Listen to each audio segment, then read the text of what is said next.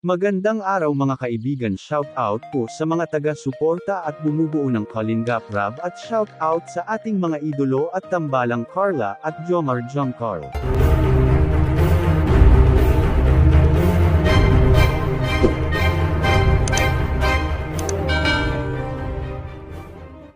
Sa video po na ito ay pag-usapan po natin ang mga sinabi ng tatay ni Carla na kung saan ay sinabi niya na botong-boto siya kay Jomar para sa kanyang anak na si Carla.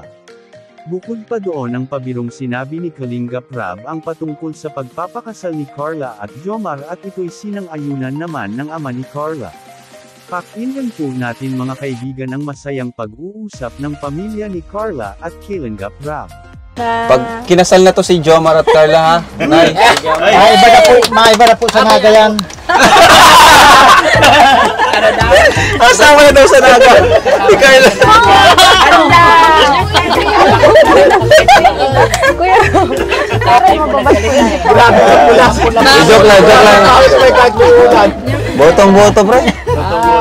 Buto ako kay Jomar.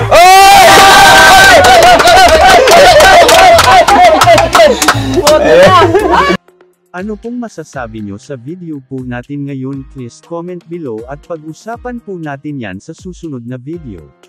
Maraming salamat po.